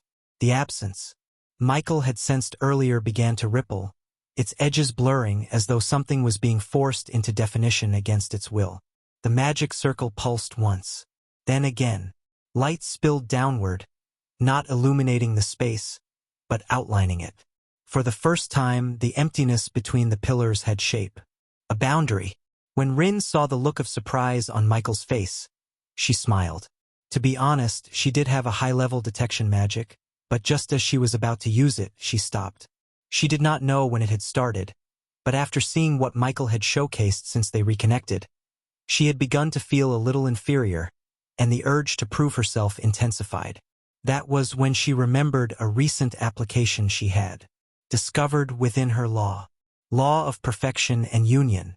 This was the law Rin wielded. It was an uncommon law that did not rest on a single truth, but on two intertwined ones fused into a single authority. Among supernaturals, it was widely accepted that a being could only command one law. Still, the universe was vast, and rules that held for most were never absolute. Rin's first truth was the law of perfection, tied to the greater law of creation. At its core was a simple conviction. Everything that exists has an ideal state it is meant to reach. A lump of clay was never meant to stay formless. Given time and intent, it could become a vessel of beauty or purpose. Crude sand, scattered and worthless on its own, held within it the possibility of clear glass or intricate crystal. Even raw sound, chaotic and fleeting, could be shaped into music when arranged with intent. To Rin, perfection did not mean something without blemish. It meant completion, the point at which something fully realized what it was capable of becoming. Her law allowed her to perceive that completed form and briefly draw it into reality. At her current stage, she could not make such changes. Permanent. What she manifested was an imitation, a temporary reflection of what an object or being would be at its peak, or at least what her own understanding defined as that peak. There were limits, of course. Until she reached the realm where creation itself bowed to her will, she remained bound by the fundamental laws of existence. Then there was her second truth, the law of union. This law was derived from the greater law of balance and was born from Rin's belief that nothing in the universe stood alone. Every force leaned against another. Every existence sought something to anchor it. Harmony was not accidental. It was necessary. From balance, she arrived at a simple realization. All things that exist can become one, as long as their intent does not. Conflict. So long as purpose aligned, separation was not absolute. This understanding became the cornerstone of her law of union. Granted her the ability to combine things that others found incompatible or outright impossible to merge. She had already demonstrated this once before. During her battle with Michelle, she had fused her armor with her own body, forming a singular entity. For a brief span, she herself became a half-step epic-grade treasure, wielding power that truly touched the epic realm. What she was doing now was no different. She was invoking that same union once again. Chapter 806 New Realm. What Rin had created was not a higher-tier detection spell. At least, not in the conventional sense. Each of the circles she had formed earlier was, on its own, a complete spell. A standard-grade detection magic, but certainly not enough to sense what her own perception could not pick up. So instead of strengthening a single spell or expanding its range, she had done something far more precise. She perfected them. Through the law of perfection, Rin examined each spell as it existed and as it should exist. She did not focus on their current output, but on their completed form. The version of the spell that existed solely to fulfill its purpose. Detection. Each circle was momentarily elevated to that ideal state. Then the law of union took effect. They merged and unified. What resulted was not 10 spells working together, but a single detection construct that operated on a fundamentally higher principle. It demanded definition.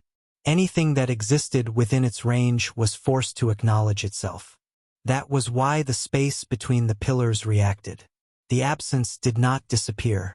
Whatever occupied that region was not something meant to be seen through ordinary perception. But under the unified spell, it could no longer remain undefined.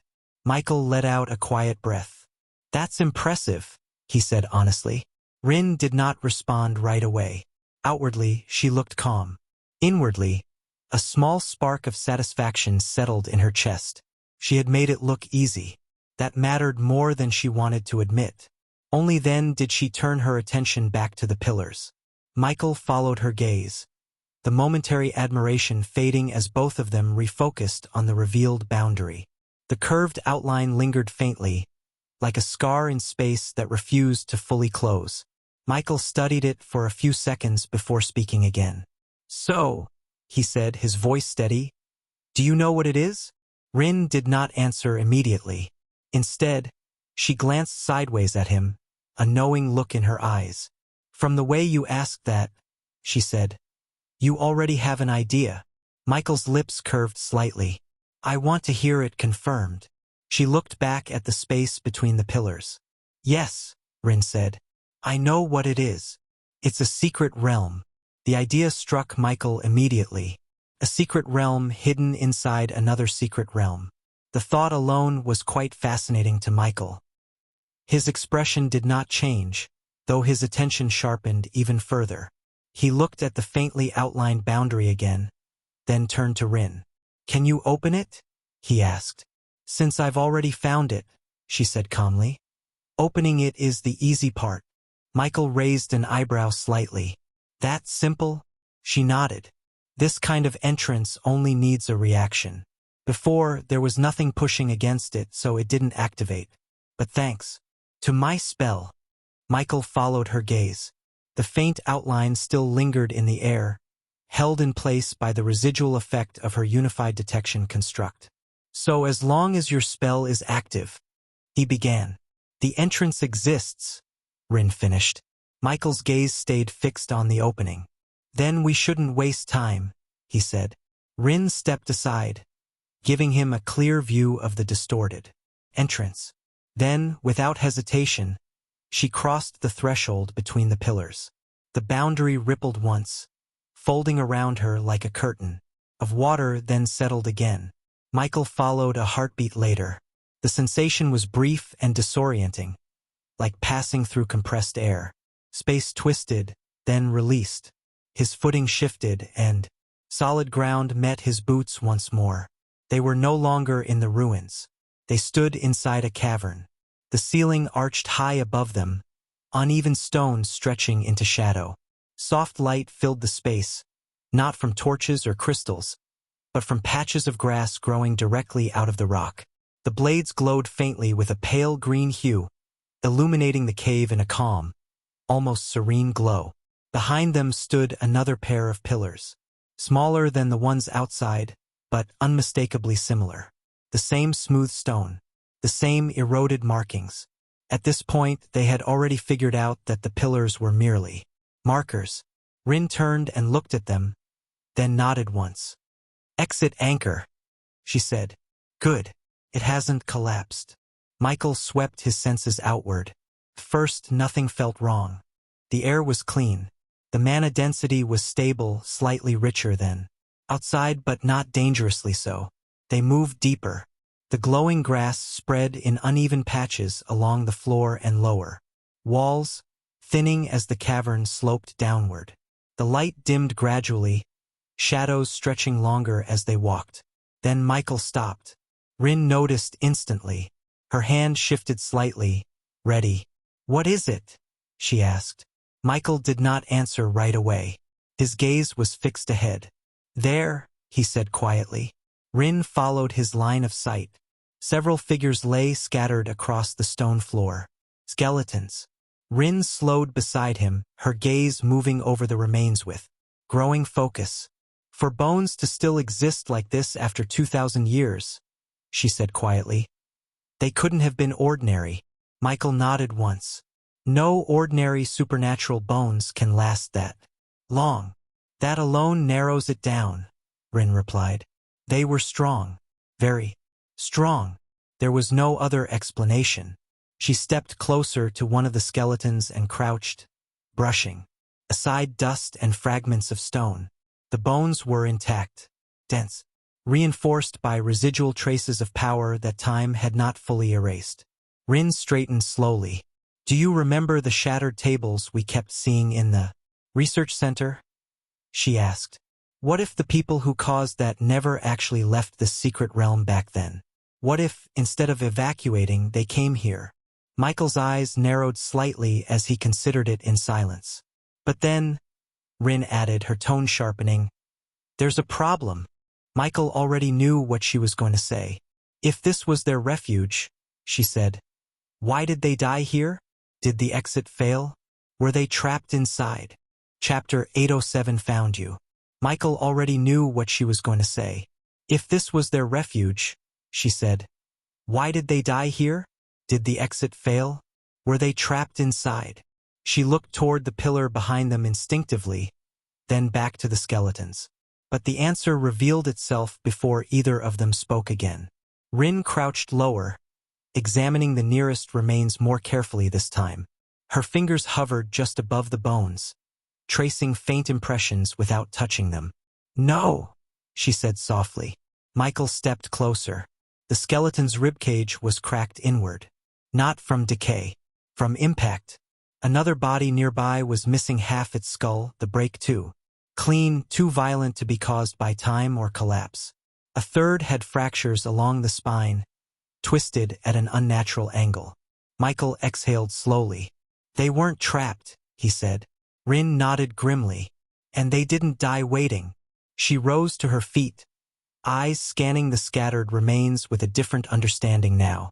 "They were attacked," she said. "Here, inside this realm." The glowing grass swayed gently around the bones, casting soft light over a scene that had been frozen for millennia. Whatever had found them back then had been strong enough to kill these powerful individuals. And it might not be gone. This would have been enough to scare ordinary people, but Rin and Michael were far from ordinary. After searching for so long without results related to their main target, neither of them was willing to turn back now. The same was true for Michael. Even if he failed to obtain the breathing metal, he had gained nothing of real value so far aside from a few unreadable books. Rin straightened and looked ahead into the deeper darkness of the cavern. "Let's continue," she said. Michael did not object. He simply nodded and moved alongside her. They advanced deeper into the cave, their steps careful but unhesitating. The further they went, the less serene the place felt. The glowing grass thinned until it appeared only in scattered patches, its light weaker, almost strained. Shadows thickened, clinging to the walls and ceiling, and the bodies increased. One skeleton became three became dozens. Some lay slumped against the rock walls. Others were sprawled across the floor as if cut down mid-step. A few were clustered together, their remains overlapping. The deeper they went, the clearer the pattern became. Michael slowed, his gaze moving from one skeleton to the next. The damage varied, but the story did not. Crushed bones, clean fractures, marks left by overwhelming force rather than decay or collapse. The cavern widened gradually, the ceiling lifting higher until their footsteps echoed faintly. The air grew heavier. Mana here was no longer merely present. It was concentrated. Then the passage opened completely. They stepped into a vast clearing. The space was enormous, far larger than anything they had seen so far. The walls curved outward, forming a natural dome that vanished into darkness above. The floor was smooth stone, almost polished, as if shaped deliberately rather than worn by time. Skeletons ringed the clearing. Positioned, they lay in a wide arc, all facing inward, toward the center. Michael's eyes narrowed. At the heart of the clearing floated a sphere of metal. Red metal. It hovered a short distance above the ground, perfectly still, as if suspended by invisible threads. Its surface was smooth, seamless, and faintly luminous, pulsing with a slow, rhythmic glow that reminded Michael uncomfortably of breathing. The light it gave off was subtle but undeniable. With each pulse, the mana in the clearing stirred, drawn toward it like iron filings to a magnet. Rin stopped. For the first time since entering the realm, she did not immediately speak. That, she said slowly. Michael finished the thought without looking away. Is not natural. No, that's not what I mean. Well, it is. Damn. Just say your mind, Rin. That's the breathing metal. It certainly looks evil for something with such a righteous sounding name. The words were on the tip of Michael's tongue. But they died there. Breathing metal. A material that devoured other substances, copied their traits, and grew stronger by consuming. From the name to the appearance, it fit their target perfectly. However, there was a problem. Something had killed everyone in this cave. That much was no longer in question. Michael's gaze drifted from the floating sphere to the ring of skeletons surrounding it. If the thing responsible for their deaths was the breathing metal itself. The thought did not have time to finish. The air screamed. From the surface of the floating sphere, the smooth crimson sheen split open like flesh tearing apart. Thick strands erupted outward, no longer resembling metal at all, but something disturbingly organic. Massive tentacles unfurled in every direction, each one segmented and ridged, their surfaces shifting between steel and sinew as they lashed through the air. Move! Michael barked. The ground where they had been standing exploded inward as a tentacle slammed down, stone shattering into dust and fragments. Rin was already gone, her body blurring sideways as she twisted through the opening with practiced ease. Another tentacle whipped toward Michael's head. He ducked low, rolling across the smooth stone floor as the strike passed just above him, close enough that the displaced air tore at his skin. The impact behind him echoed like thunder, the cavern walls trembling as cracks spread outward. Tentacles struck again and again, precise and relentless, smashing through pillars of stone, ripping chunks from the floor, carving trenches in their wake. Rin landed near a cluster of fallen skeletons and immediately sprang again, narrowly avoiding another strike that pulverized the remains into powder. Michael skidded to a halt beside her, eyes locked on the writhing mass at the center of the clearing. A tentacle curved midair and split into two, both ends crashing down.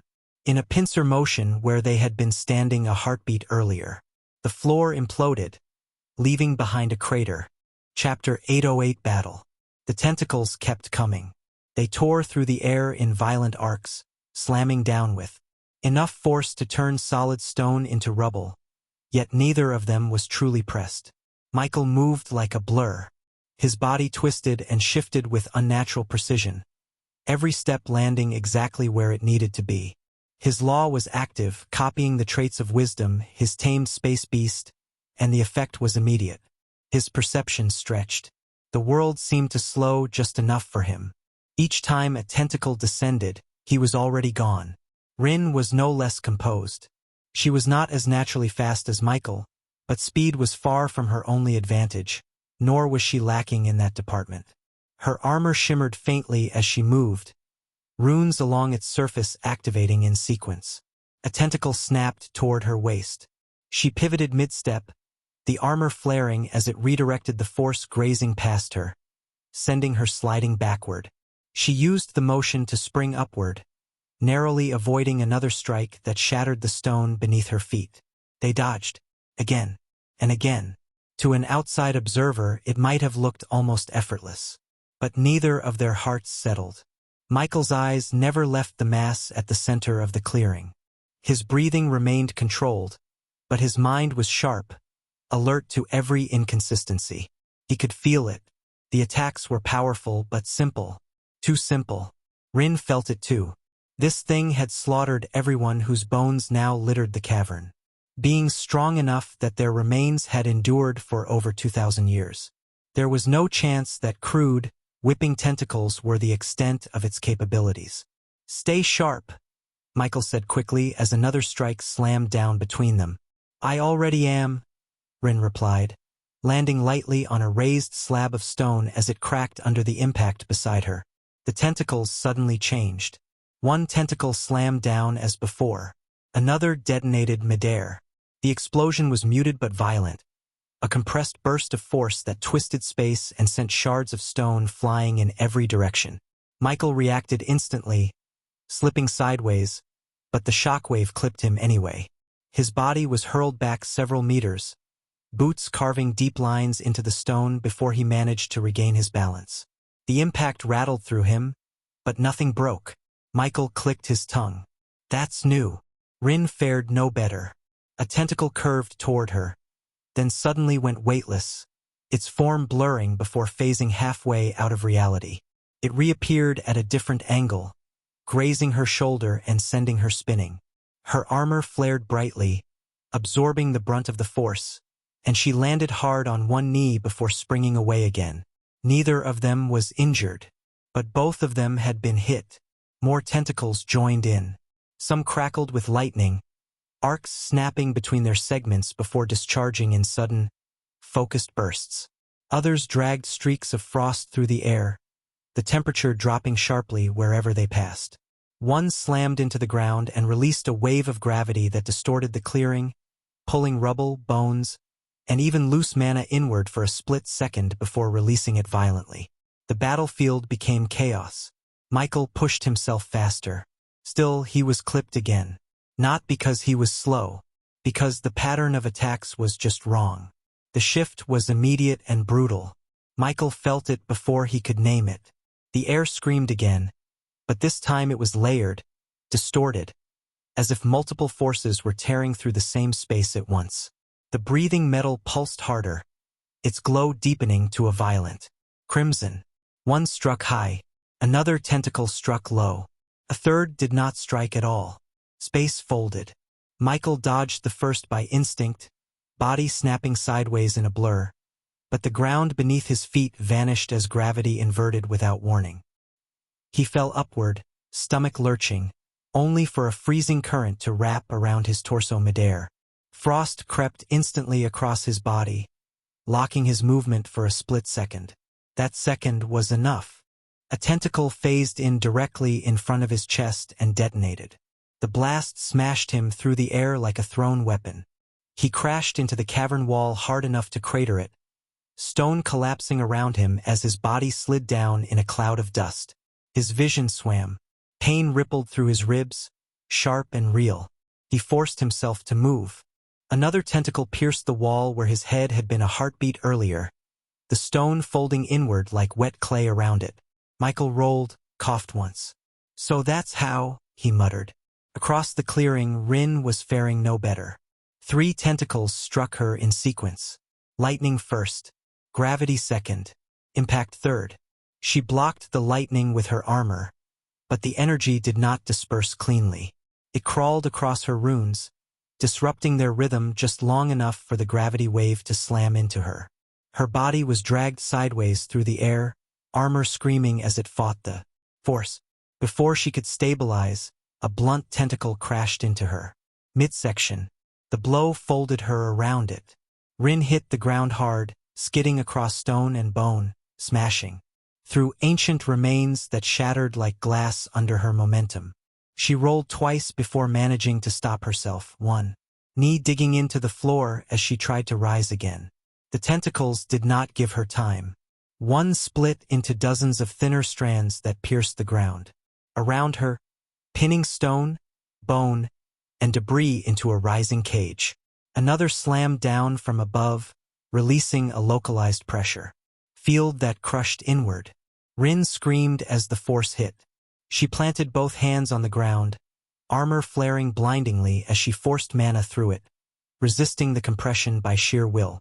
The stone beneath her shattered completely, but she stayed upright, muscles trembling, teeth clenched. As for why she was not using her law, it was simply because she had no evidence she could defeat the breathing metal with that move. Just a few weeks ago she had destroyed her strongest armor in the battle with Michael, and though she had many others like this one in her storage space, just a second of weakness before she got into a new armor could literally make things worse for her. Except she used that move. Chapter 809 Enhancer. Michael saw the situation with Rin. He moved and appeared beside Rin just as the pressure field collapsed inward. Michael drove his foot into the ground when the pressure imploded into nothing. Both of them were thrown backward anyway, tumbling across the clearing as the tentacles followed relentlessly. The breathing metal pulsed again, and the tentacles began stacking effects. One tentacle struck the ground and released a wave of corrosive force that ate through stone and bone alike, leaving smoking trenches behind. Another followed with searing heat, the air itself igniting where it passed. A third dragged shadows behind it, obscuring movement and depth, making distance impossible to judge. Michael dodged too. The third clipped his shoulder. Pain exploded through him as the corrosive force tore through his defenses. Flesh burned. His vision blurred.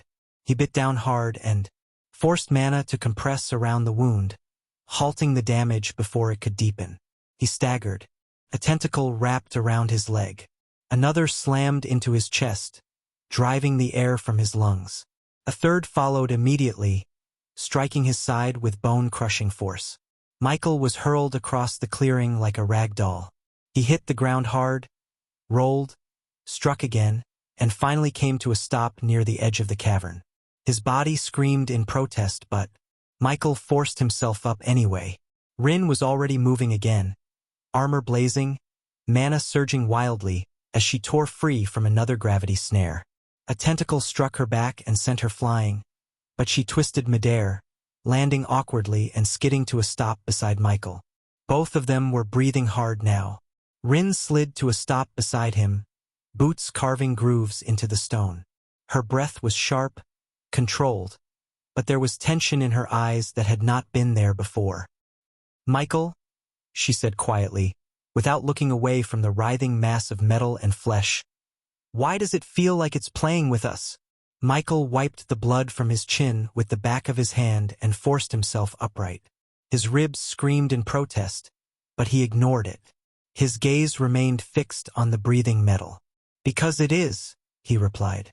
Rin frowned. "You're sure? If it wanted us dead immediately, we wouldn't be having this conversation since we would be too busy staying alive.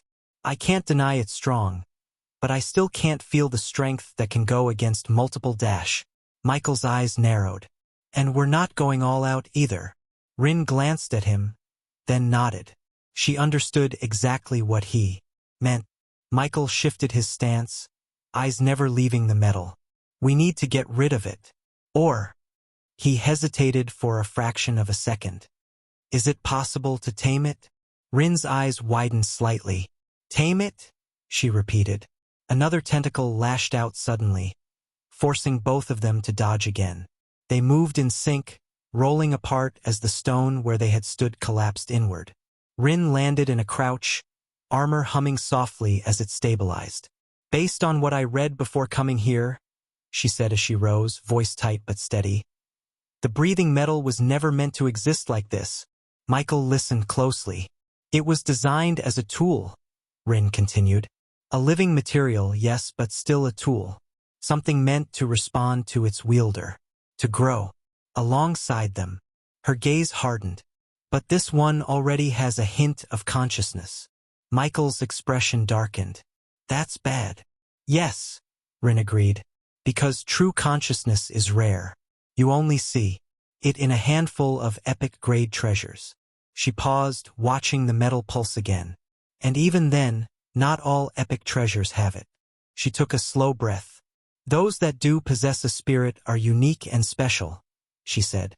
"An epic-grade treasure with a spirit can draw out far more of its potential than one without." Michael frowned. "So where does this thing fall?" "That's the problem," Rin said. "From what I can see, its consciousness isn't complete.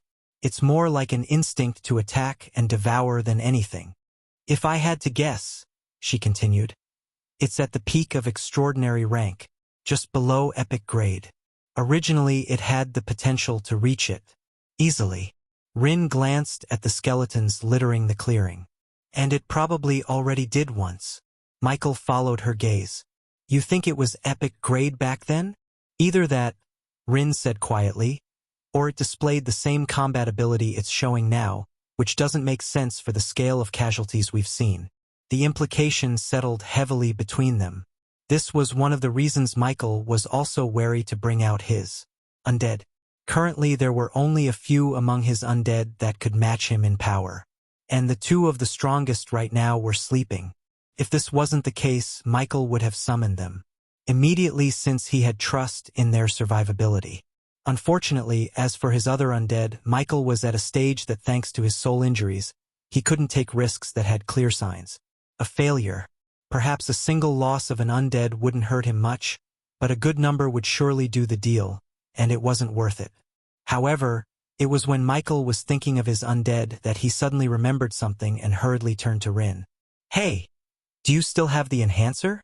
Hearing Michael's urgent call, Rin was a bit taken aback, especially since this was just the item she had been thinking about. A few weeks ago, she had made an expensive deal with Michael to acquire an item he obtained from the academy. The enhancer, a once 1-star epic grade treasure that dropped to a 3-star extraordinary rank. Its effect, when activated, boosts the effectiveness of a law by 200% for a duration of 10 minutes, and if left to recover naturally, it can only be used again after 4 months. It was a very strong item which she had prepared for this very ruin, as it increased her chance for success should the need for a bigger fist arrive. Seeing that the situation wasn't getting any better, she was about to use it, but why was Michael asking for it? Chapter 8:10 Active Law. "Yes," Rin answered quickly, even as she twisted aside from another sweeping strike. A tentacle skimmed past her back, close enough that the displaced air rang against her armor. "I still have it." Michael appeared beside her in a blur of distorted space, his boots hitting the ground hard. "Has it been used?" he asked immediately. Rin shook her head. "No, I've been saving it." Another pulse rippled through the breathing metal. The tentacles recoiled for a fraction of a second, then struck again, faster than before. One slammed down between them, forcing them apart as the stone split open in a jagged line. Michael skidded to a stop and glanced at her again. "Then lend it to me." Rin froze for half a heartbeat. "What?" she said. "I'll solve this," Michael said calmly. "You don't need to worry." Her mind reeled. The enhancer, a degraded epic grade treasure. Even in its current state, it was absurdly valuable. A one-time amplifier that could push a law beyond its natural limits for 10 minutes. She had bought it at enormous cost precisely for moments like this, moments when overwhelming force might be the only answer. And Michael wanted to use it. It was obviously meant for his law. Beyond confusion, a strange sense of helplessness welled up in her chest. This peer of hers was not weaker than her in any way. If anything, he was clearly stronger. "Michael," she started, but the metal did not give her time to finish. The air shrieked. 3 tentacles struck at once, not toward them, but around them. The ground erupted upward in a ring, stone folding inward as a crushing field snapped shut. Michael reacted instantly. He dragged himself sideways, barely escaping the collapsing zone. But the edge of the pressure still clipped him, slamming him into the cavern floor hard enough to crack it. Rin leapt the other way, armor flaring as she absorbed the shock, but a second tentacle followed immediately, striking her from above. She raised an arm. The impact drove her to one knee. The breathing metal pulsed again, brighter and faster. The tentacles began to coil tighter, their movements sharper and more deliberate. Lightning crawled along their surfaces. Gravity warped around their tips. The air itself felt heavy and oppressive, as if the cavern were closing in. Rin pushed herself upright, teeth clenched. This was exactly the scenario she had prepared for. She looked at Michael. He was already back on his feet, his eyes sharp, focused, frighteningly steady. Despite his battered appearance, despite the chaos around them, he did not look desperate or panicked. Another tentacle whipped toward him, phasing halfway through space before snapping back into reality at an impossible angle. Michael stepped away at the last instant. He did not even glance back at Rin. "Trust me," he said. "If we drag this out, then taming it won't even be an option." Her heart pounded. She knew he was right, and she also knew something else. Michael was holding back. He had not summoned his undead, nor had he unleashed his law. He was fighting in a contained state. The enhancer would only make him stronger. Another explosion ripped through the clearing, sending bones and rubble flying. A tentacle struck the ground near Rin, releasing a gravity pulse that dragged her forward against her will. She planted her feet, armor screaming as it resisted. Rin exhaled sharply and made her decision. Her hand slipped into her storage space. An object appeared in her palm, and she tossed it toward Michael. "Catch!" she shouted. The breathing metal reacted instantly. Two tentacles snapped toward the object midair. Michael moved as he appeared beneath the falling enhancer. One hand snapping shut around it just as a tentacle tore through the air where it had been a moment earlier. The impact shattered stone behind him. He landed hard, rolling once before coming to a stop, the enhancer clenched tightly in his hand. Knowing all he had to do was infuse mana into the object to activate it, Michael did not hesitate. The moment his fingers closed around the enhancer, he poured mana into it without restraint. The object reacted instantly. Cracks of light spread across its surface like fractured glass, lines of pure radiance racing along its form as the artifact began to hum. The artifact broke apart into countless motes of light, each fragment drifting upward like glowing dust before being pulled violently toward Michael's body. Michael stiffened. For a brief instant, his vision went white. Then the world came rushing back. Power flooded his system, dense and overwhelming, far beyond anything he had experienced before. His law flared. Rin felt it immediately. The space around Michael warped. The air bent toward him. Mana streams shifted course, drawn into his presence. Even the breathing metal hesitated for a fraction of a second. Michael exhaled slowly. Until now, his law allowed him to copy the traits of his undead at a limited ratio, 30% on average, 45% at most. When conditions aligned, that alone had made him terrifying. With wisdom's spatial perception, his movement surpassed most rank 3 beings. With the strength borrowed from his combat undead, his physical output rivaled monsters bred for destruction. His foundation amplified those traits further, stabilizing them and allowing him to wield even more power.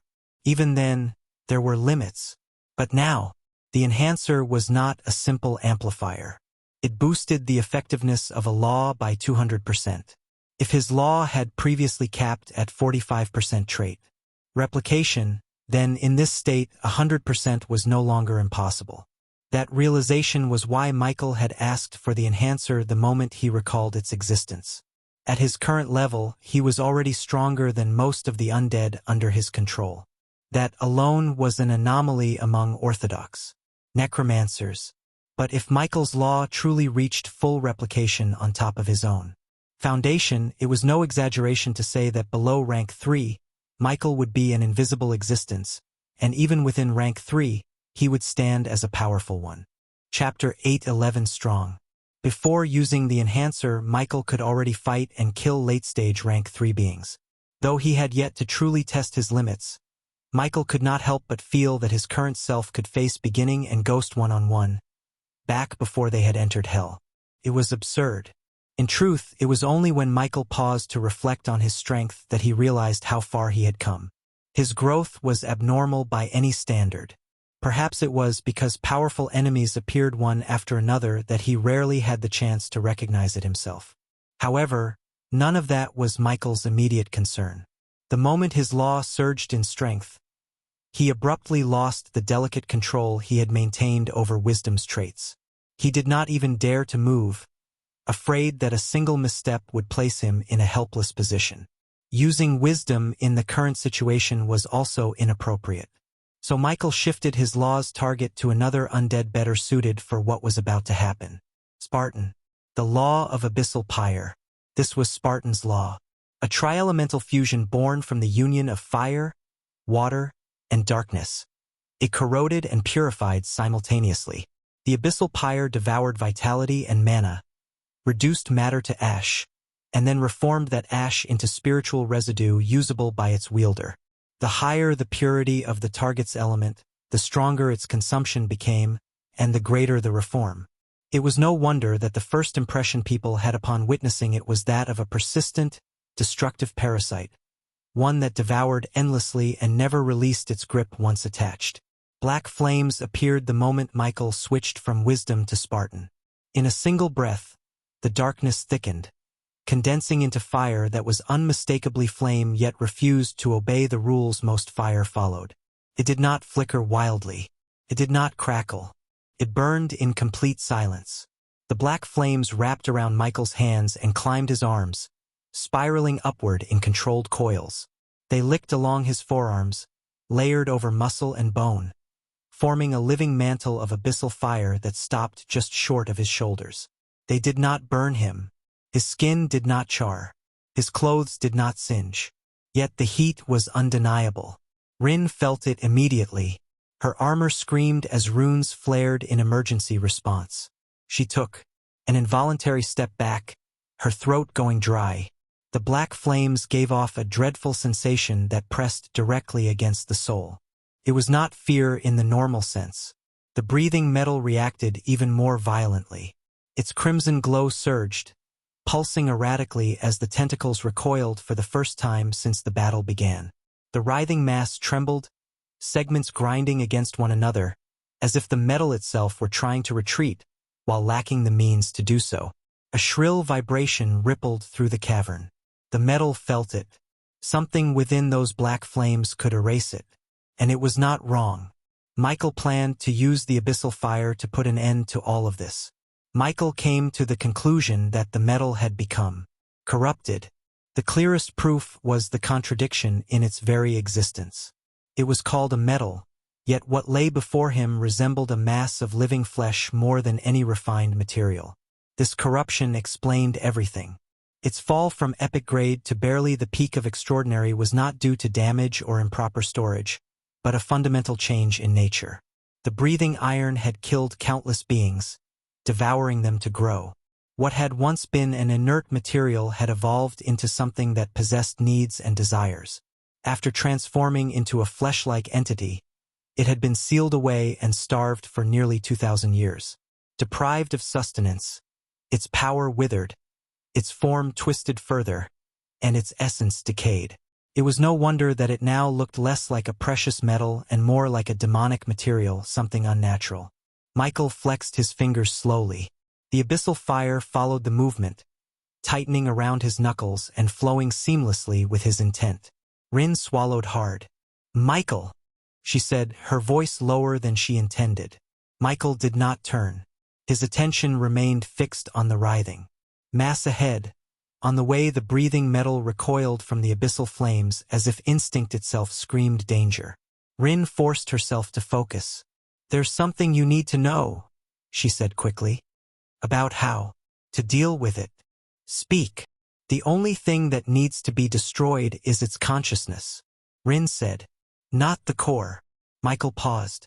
Rin continued, urgency creeping into her voice. "That thing may look like a monster now, but at its heart it's still a treasure. If you destroy the core, then everything we've done here will be meaningless." Another tentacle lashed out, but it stopped short, hovering just outside the reach of the abyssal fire, twitching violently. "The corruption is centered in its will," she said. "That half-formed consciousness driving it to attack and devour. Remove that, and what remains can still be saved." Michael glanced at her for the first time. "And if I can't?" he asked.